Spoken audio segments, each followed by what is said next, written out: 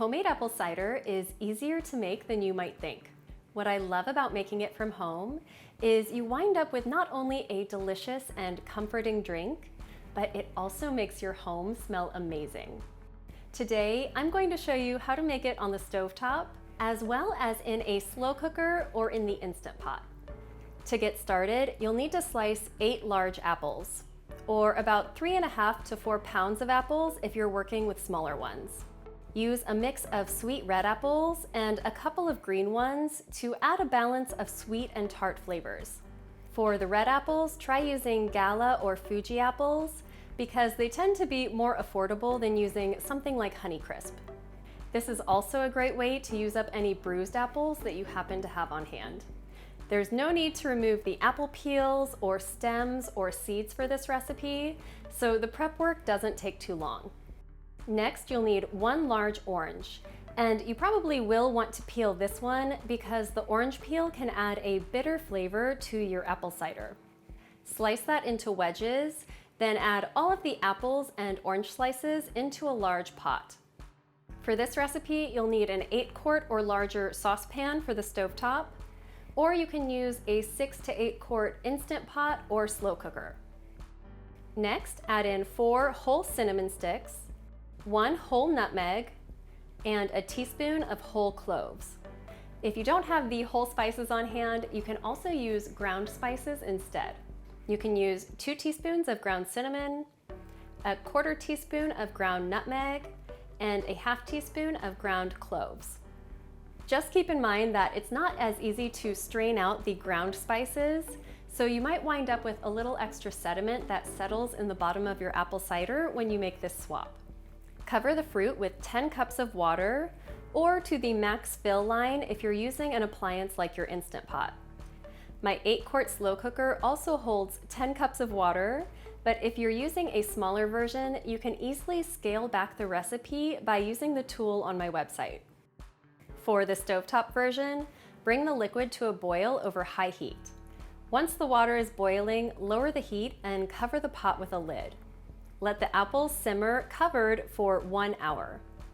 When the timer goes off, remove the lid and use a potato masher to mash the fruit. This is not very pretty looking, but it will taste delicious when we're all done. Return the lid to the pot and continue simmering the fruit on low heat for 1 more hour. When the timer goes off, remove the lid and carefully remove the solids. I like to use a slotted spoon to remove some of the larger pieces, and then I pour the rest through a fine mesh strainer. Be prepared to do this in batches because there's a lot of pulp to remove. Once you've strained the apple cider, go ahead and strain it again. Double straining will give you the smoothest results, so it will have the same smooth texture as the kind you'd buy from the store. Now it's time to sweeten the apple cider by adding in a 1/3 cup of pure maple syrup. Feel free to use more or less sweetener to make it taste exactly how you like it. If you prefer to make apple cider in the slow cooker, you'll use the same amount of fruit, spices, and water and cover the pot with a lid. Cook at high heat for 4 to 5 hours. Then the fruit should be ready to mash. Strain out this version just like we did before. Then return the cider to the slow cooker and add in the maple syrup. You can let this cook on low heat for 1 to 2 more hours for a more concentrated flavor, or just let the slow cooker keep the cider warm for serving. To make apple cider in the Instant Pot, you'll add the fruit, spices, and water, but only up to the max fill line. Secure the lid and move the steam release valve to sealing. Cook at high pressure for 15 minutes. When the timer goes off, let the pressure naturally release for at least 20 minutes, because cider will shoot out of the spout if you try to release it any earlier than that. Once the 20 minutes have passed, you can move the steam release valve to venting to release any remaining pressure. When the floating valve in the lid drops, it's safe to open the lid.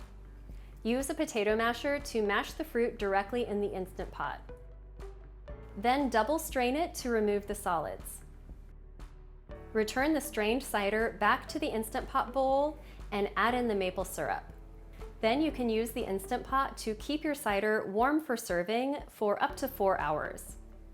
Serve this homemade apple cider with fruit slices or a cinnamon stick if you want your glasses to look extra festive.